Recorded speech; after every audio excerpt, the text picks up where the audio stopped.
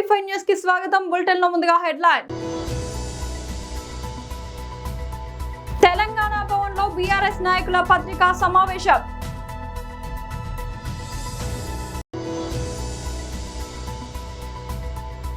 నాంపల్లిలోని BJP రాష్ట్ర కార్యాలయంలో సంయుక్త పత్రికా సమావేశం.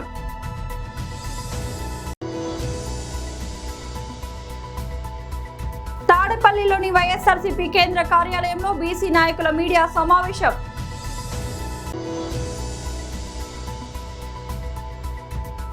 బండి భగీరథ్ ను జైలు నుంచి కస్టడీకి తీసుకున్న పోలీసులు. తెలంగాణ భవన్లో బీఆర్ఎస్ నాయకుల పత్రికా సమావేశం. హరీష్ రావు గారు 1000 కోట్ల రూపాయల కుంభకోణానికి సంబంధించినటువంటి భూ కుంభకోణానికి సంబంధించిన అంశాన్ని ఆధారాలతో స్ట్రైట్ క్వశ్చన్స్ ప్రభుత్వానికి సంధించినారు. ఆధారాలతో ఇంతవరకు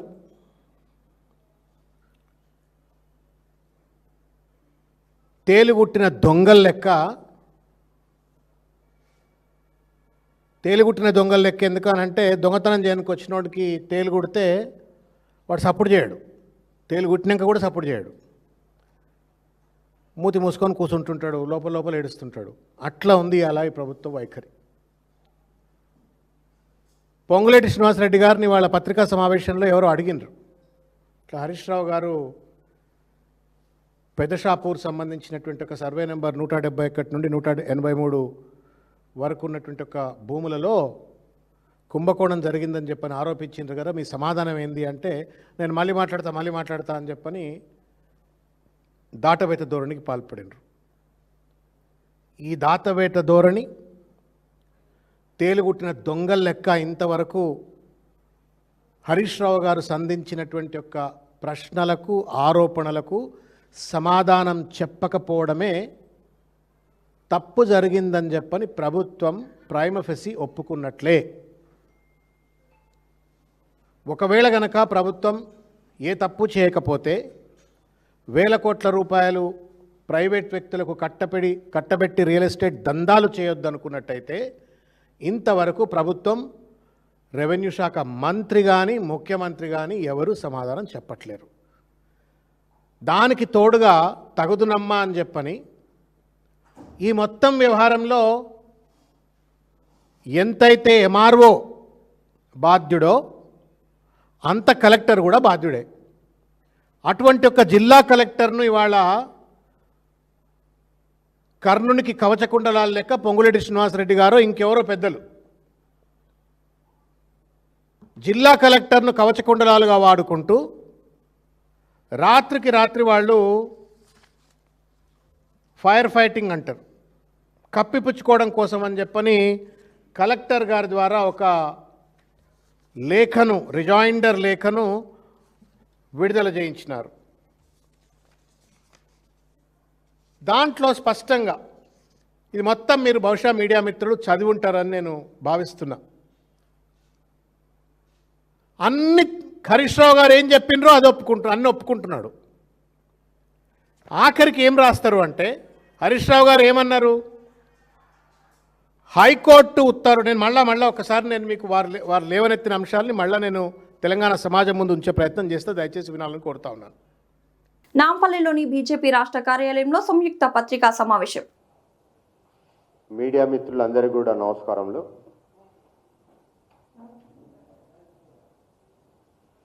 నిన్న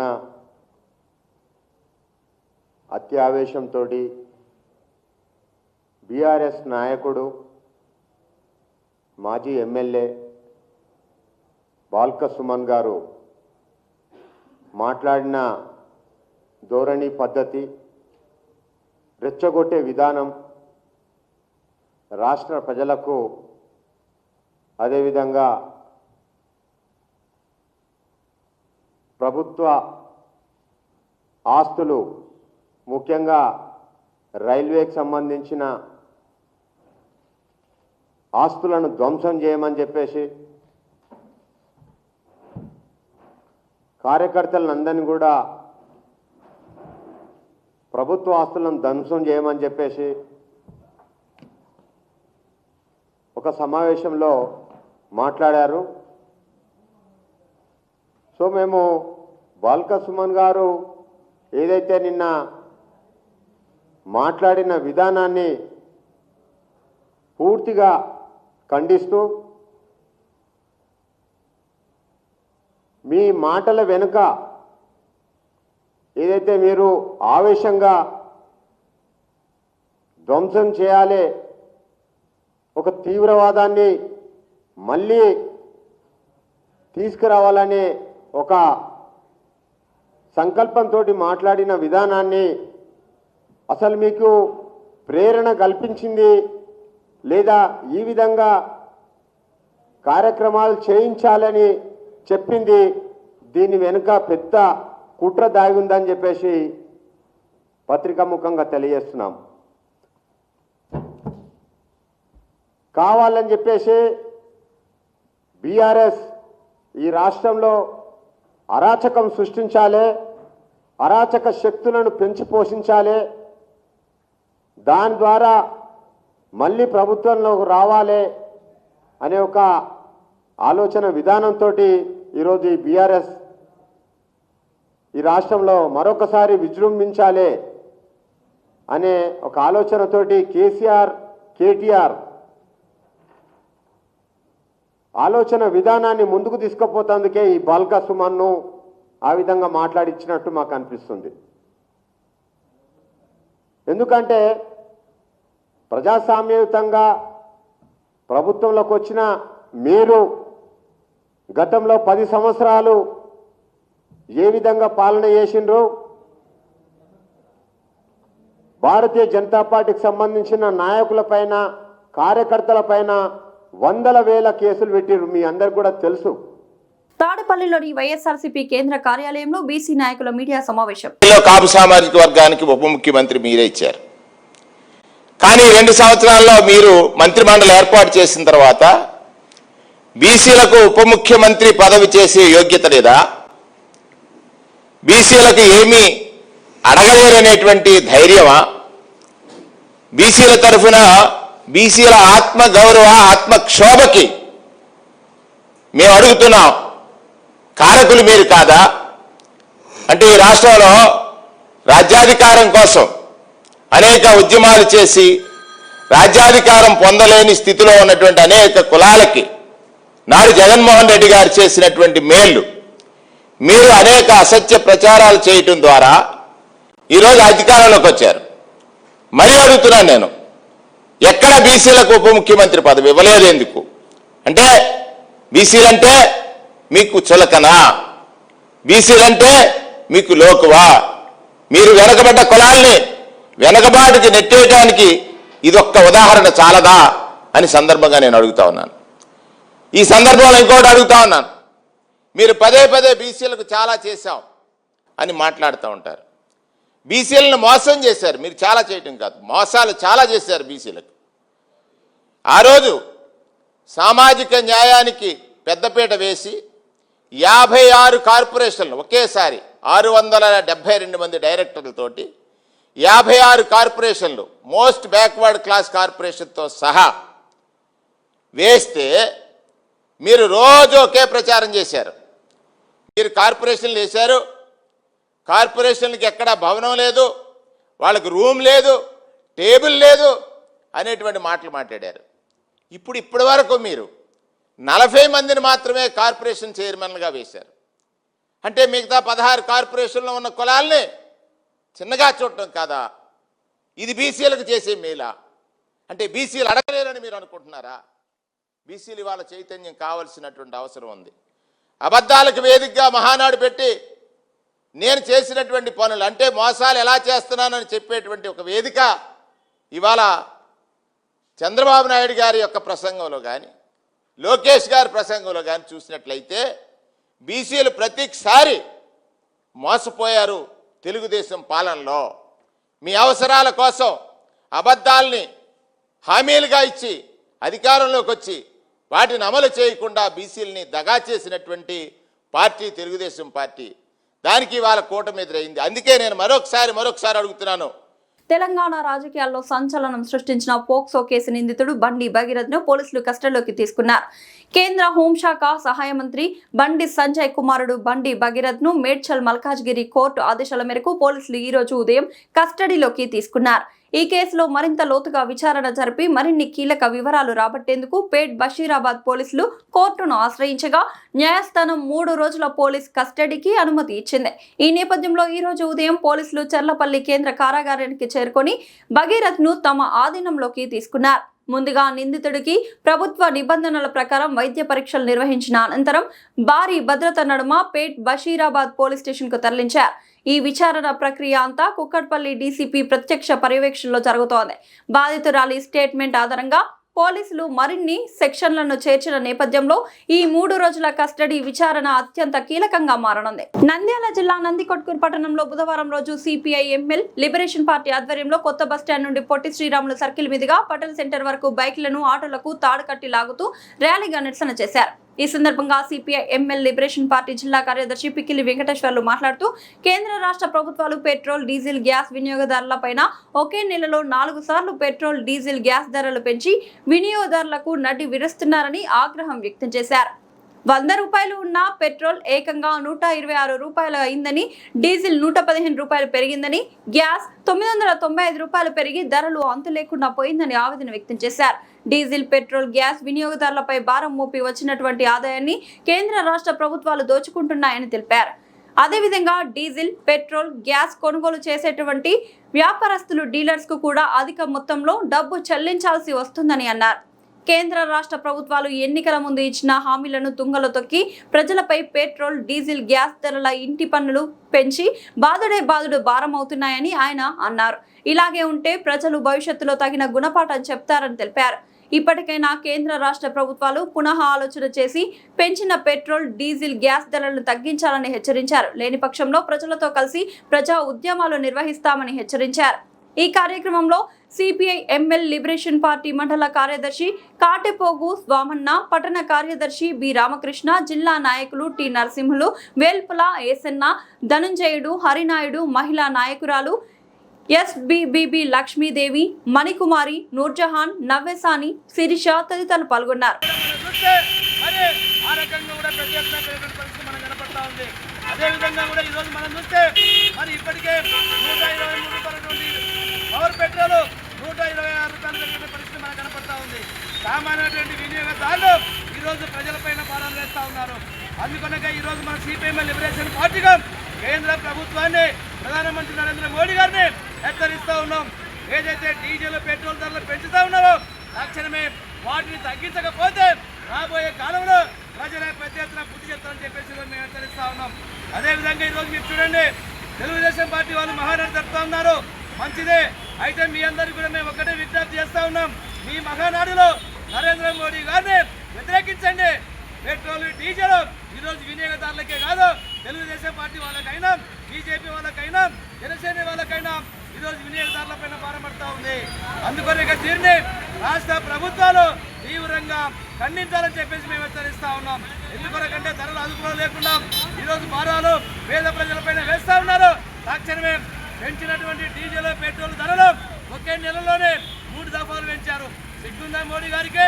ఈరోజు ధరలు పెంచుతూ ఉంటే రాష్ట్ర ప్రభుత్వాలు ఈరోజు మోడీకి తప్పట్లు కొడుతున్నాయి, భజన చేస్తూ ఉన్నాయి ముఖ్యమంత్రి చంద్రబాబు నాయుడు గారు. ఈరోజు ఈ రకమైనటువంటి దాన్ని వ్యతిరేకించాలని చెప్పేస్తా ఉన్నాం. ప్రజలపైన, వినియోగదారులపైన ఏమాత్రం భారాలు వేసినాం ఊరుకునే పరిస్థితి లేదని చెప్పి హెచ్చరిస్తాం. నా పేరు Pikkili Venkateswarlu, CPM liberation party జిల్లా కార్యదర్శి. నాతో పాటు ఈ కార్యక్రమంలో జిల్లా నాయకులు వేల్పుల ఏసన్న, నరసింహుడు మరియు కాటపోగు సామన్న, టౌన్ కార్యదర్శి రామకృష్ణ, మహిళా నాయకురాలు బీబీ లక్ష్మీదేవి, నూర్జహా, రమేశాని, శిరీష తదితరులు ఈ కార్యక్రమంలో. మల్కాజ్గిరి తాము చేసిన పనికి తగినంత డబ్బులు చెల్లించాలని, మేస్త్రీల కారణంగా తాము జీవన ఉపాధి కోల్పోతున్నామని నిరసిస్తూ మల్కాజ్గిరి నియోజకవర్గంలోని సఫిల్గూడ చౌరస్తా వద్ద greater Hyderabad centring contractor association ఆధ్వర్యంలో సెంట్రింగ్ కార్మికులు నిరసన దీక్ష చేపట్టారు. ఈ సందర్భంగా నేరేడ్పేట్ మల్కాజ్గిరి సెంట్రింగ్ అసోసియేషన్ కోశాధికారి అశోక్ మాట్లాడుతూ ఓనర్ మరియు సెంట్రింగ్ కాంట్రాక్టర్ మధ్యలో ఉన్న మేస్త్రీ కారణంగా తాము చేసిన పనికి తగిన మూల్యం తీసుకోలేకపోతున్నామని, తక్షణమే ఇలాంటి వ్యవస్థను రద్దు చేసి సెంట్రింగ్ కార్మికుల జీవితాలను మెరుగుపరచాలని కోరారు. సెంట్రింగ్ కార్మికులకు ప్రభుత్వం తక్షణమే రక్షణ కల్పించాలని, వారికి ఆరోగ్య బీమా కూడా కల్పించాలని డిమాండ్ చేశారు. నినాదము మన 3 నెలల కింద ప్రెస్ క్లబ్ లో మేస్త్రికి హటావ్ సెంటరింగ్ బచావ్ అంటే మేస్త్రికి హటావ్ అంటే మొత్తం ఆ మేస్త్రిని ఇంటి నిర్మాణ రంగంలో మనం పోవాలి. మన నిర్మాణ రంగం నుంచి అని అనట్లేదు, ఇక్కడ అర్థం చేసుకోవాలి. ఏంటంటే నీ రేటు నువ్వు మాట్లాడుకోవాలి. జై సెంటరింగ్ కాంట్రాక్టర్ల ఐక్యత. కృష్ణన్న శాలువాతో సన్మానించడం జరుగుతుంది. మన ఎక్స్ కార్పొరేటర్ శ్రవణ్ కుమార్.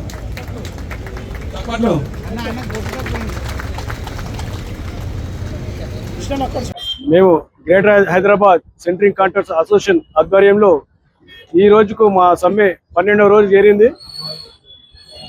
మా సమ్మె యొక్క ముఖ్య ఉద్దేశం ఏమనగా, మా యొక్క రేటు ఈ తాపి మేస్త్రితో ముడిపడి ఉన్నది.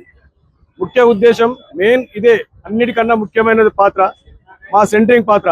ఏ నిర్మాణానికైనా సెంటరింగ్ వాళ్ళు ప్రతి దానికి వెన్నుముక లెక్క. ఒక మనిషికి శరీరంలో వెన్నుముక ఎంత అవసరమో ఒక బిల్డింగ్ కు సెంటరింగ్ వర్కర్లు అంత అవసరం ఉంటుంది.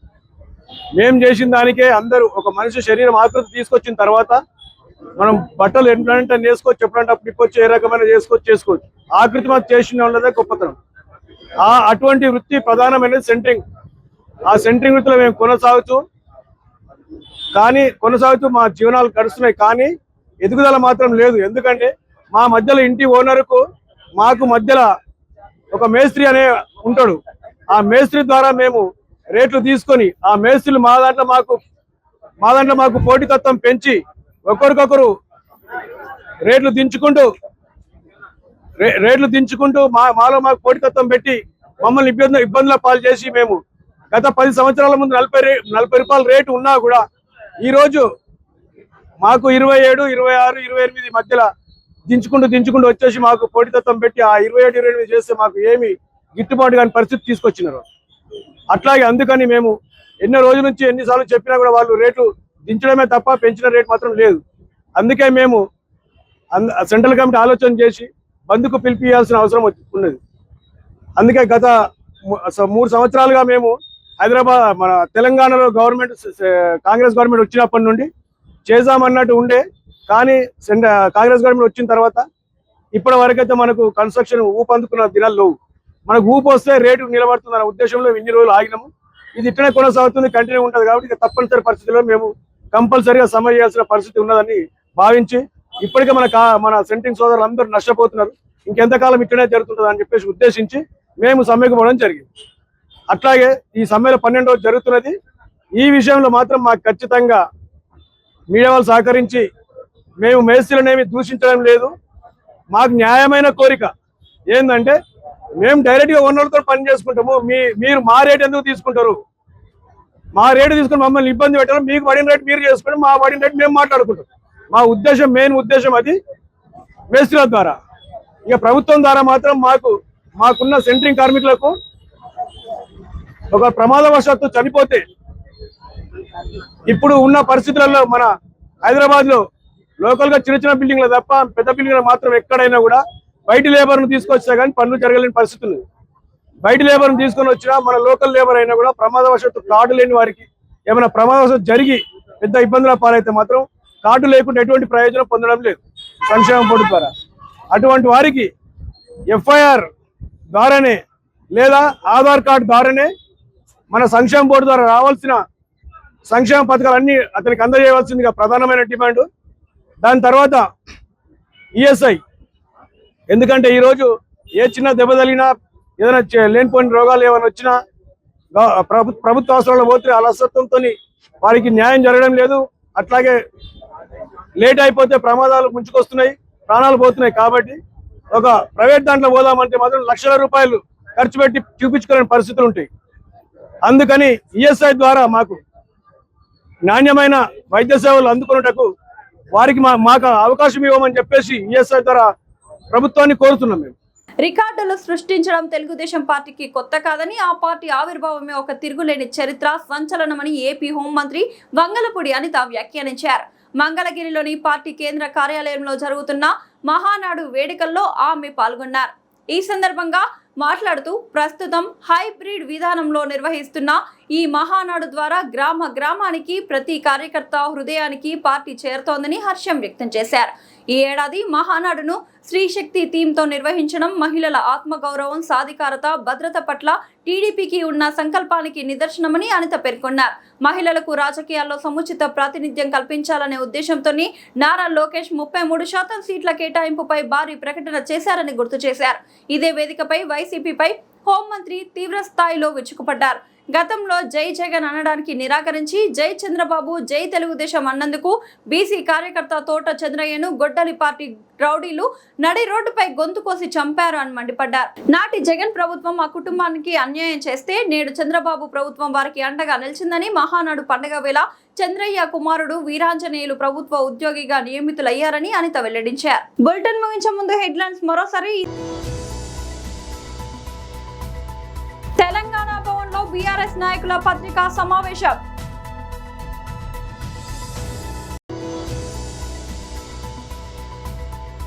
నాంపల్లిలోని బీజేపీ రాష్ట్ర కార్యాలయంలో సంయుక్త పత్రికా సమావేశం.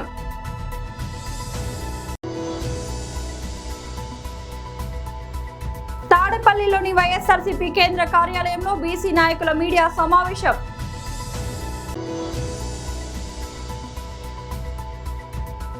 బండి భగీరథ్ను జైలు నుంచి కస్టడీకి తీసుకున్న పోలీసులు. ఇది ఇవాల్టి బులెటిన్ అప్డేట్. మరొక బులెటిన్లో మళ్ళీ కలుద్దాం. అంతవరకు సెలవు.